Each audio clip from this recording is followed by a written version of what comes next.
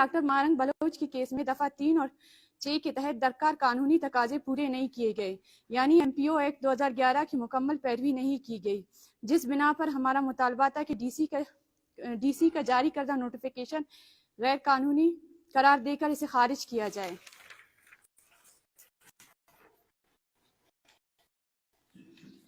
इस सिलसिले में हमने बलूचिस्तान हाई कोर्ट से रुजू किया और हमारी वकला टीम ने मुअज़्ज़ज़ अदालत के सामने केस की तमाम पहलुओं को वाजिया किया, जिस पर यही उम्मीद थी कि मुअज़्ज़ज़ अदालत कानूनी और आईनी तकाज़ों को पूरा करते हुए इस केस का फैसला सुनाएंगे।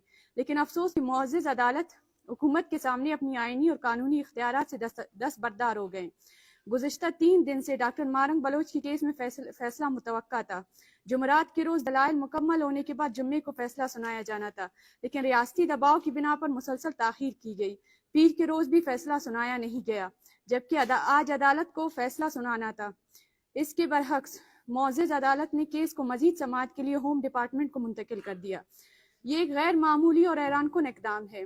कानूनी तकाजे पूरे किए बगैर अदालत के बजाय इंतजामिया को मामला भेजना इंसाफ के तकाजों के मुनाफी है। अगर अदालत हमारे खिलाफ फैसला भी सुना देती तो हमारे पास सुप्रीम कोर्ट जाने का कानूनी हक मौजूद होता। ताहम इस फैसले के नतीजे में अब हमारे लिए सुप्रीम कोर्ट का रास्ता भी वक्ती तौर पर बंद हो चुका है। होम डिपार्टमेंट की जानिब से बनाई जाने वाली कमेटी जो ब्यूरोक्रेट्स पर मुश्तमिल होगी, इस केस का फैसला करेगी। इस कमेटी के फैसले के लिए कोई मुकर्ररा मुद्दत नहीं, वो एक दिन ले या एक साल, कोई पाबंदी नहीं। अगर कमेटी का फैसला भी खिलाफ इंसाफ हुआ तो हमें दोबारा हाई कोर्ट से रुजू करना पड़ेगा और वहां से सुप्रीम कोर्ट तक जाना होगा। ये एक जानबूझकर बनाई गई पेचीदा राहदारी है, जिसका मकसद सिर्फ ताखीर और इंसाफ से इनकार है। वाज़ेह रहे कि इस केस में डॉक्टर मारंग बलोच के साथ साथ BYC के दीगर कारकुनान की केसेस को भी शामिल किया गया है और इस फैसले का इतलाक इन तमाम केसेस पर होगा। मुअज़्ज़ज़ साफ़ी हज़रात, ये तमाम तफसीलात इस अमर की निशानदेही करती हैं कि इस केस में जानबूझकर ताख़ीर की जा रही है और कानूनी तकाज़ों को नज़रअंदाज करके गैर कानूनी इक़दामात को फ़रोग़ दिया जा रहा है। हम अदलिया, वकला, बरादरी और इंसानी हुकूक के अदारों से अपील करते हैं कि इस केस में इंसाफ के तकाजे पूरे करने में किरदार अदा करे। मजीद इस गैर कानूनी इक़दामात के खिलाफ BYC अपना आइंदा लाएअमल का ऐलान जल्द करेगी। इस केस के मुतालिक माजी में क्या इस तरह के केसेस में इस तरह के फैसले का प्रेसिडेंसी मिलती है? दूसरी बात ये कि जो आप लोगों ने पिटीशन फाइल किया तो ये भी था कि कितने माजी में FIR दर्ज हुए डॉक्टर मारंग के खिलाफ, क्या वो तफसीलात आपको मुफ्तान? हमने ऑनरेबल सुप्रीम कोर्ट से लेकर तमाम यूनिट्स के जो हाई कोर्ट की जजमेंट्स है इससे मुतल्लिक रिपोर्टेड। इस आज के आर्डर में भी उनका जिक्र है कि हम 10 से 12 जजमेंट्स दे चुके हैं और इसमें बाकायदा एक प्रोसीजर दी जा रही है। हालांकि उनका जिक्र किया गया है लेकिन उसका जो रिजल्ट है उस रिजल्ट को फॉलो नहीं किया गया है। PTI के भी वर्कर्स थे, उसके अलावा PTM के भी कुछ ऐसे लोग थे। बलूचिस्तान हाई कोर्ट ने इनको रिलीफ दिया है। हमारे बलूचिस्तान हाई कोर्ट के 2 रिपोर्टेड जजमेंट्स है इस हवाले से। इसमें इशू ये है जिससे हम खुद को एग्रीव्ड समझते हैं और जिसमें हम समझते हैं कि आज कोर्ट के अपनी जानिब सवाल या निशान उठाए जाते हैं। लेकिन पहले शक यहाँ से शुरू होता है कि जस्टिस डिलेड, जस्टिस डिनाइड।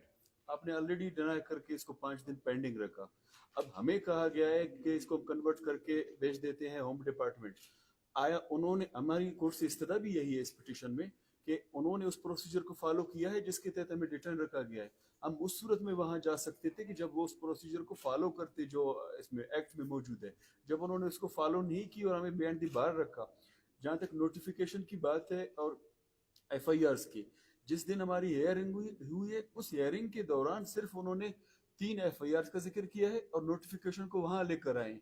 उसकी म्याद जो 15 दिन है और हम ऑलरेडी 18 दिन डिटेल्ड थे जब उन्होंने वो नोटिफिकेशन पेश किया। 2 ऐसे FIR उन्होंने पेश किए जिनमें ऑलरेडी एक में हमें जमानत मिली है और दूसरे में हम बरी हो चुके हैं। जैसे इस्लामाबाद के केस का उन्होंने जिक्र किया, कौसार का जो 2023 का है उसमें ऑलरेडी 24 का है, उसमें ऑलरेडी वो केस जो है डिसाइड होके आ गया है और उसमें हमें रिलीफ मिली है। तो ये उनके प्रैक्टिसेस हैं।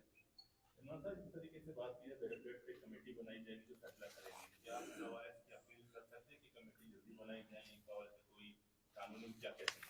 पहले तो सवाल ये है कि फरीक फैसला कैसे कर सकता है। हम DC को और ब्यूरोक्रेसी को इस हवाले से इसलिए फरीक समझते हैं कि नोटिफिकेशन उनकी जानिब से जारी किया गया है।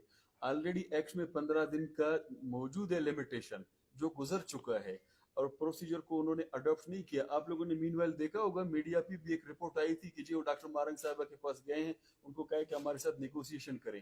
تب بھی ہمارا موقف ہے کہ فریق اور وہ فریق جو بندوق کے زور پہ کوئی اگر فیصلہ کروانا چاہتا ہے تو اس سے کیا نیگوسیشن ہو سکتی ہے.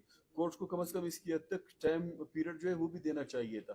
آلریڈی 4th شیڈول کا کیس انکلوڈنگ ڈاکٹر مارنگ صاحبہ اور بہت سے پینڈنگ ہے.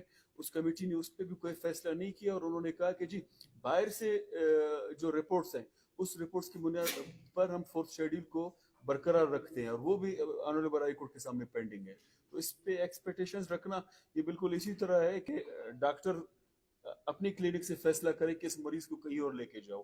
ہائی کورٹ کا کام ہے انصاف دینا, وہ کہتا ہے جی کمیٹی کے پاس لے کے جاؤ. تو پھر انصاف کی تقاضے پورے نہ ہوئے اس طرح. اچھا ہم اس یہ بتا دیں کہ ایک ہم دیکھ رہے ہیں کہ بھائی اپنی کمیٹی کی قانون کی خلاف ورزی بنائی گئی کیا جا رہا ہے. دوسری طرف ہم یہ دیکھیں کہ لاپتہ افراد کا ایک مسئلہ بڑا شدت کے ساتھ اختیار کر گیا ہے, صورتحال پوری گمبھیر سے ہوئی. اسی جانب ہمیں یہ دیکھنے میں آیا کہ آج جیسے واقعہ ہوا مسئول میں دھماکہ ہوا ہے اس پہ جو شہید اور زخمی ہونے والے وہ بھی ہمارے بلوچ بھائی ہیں, کیا کہتے ہیں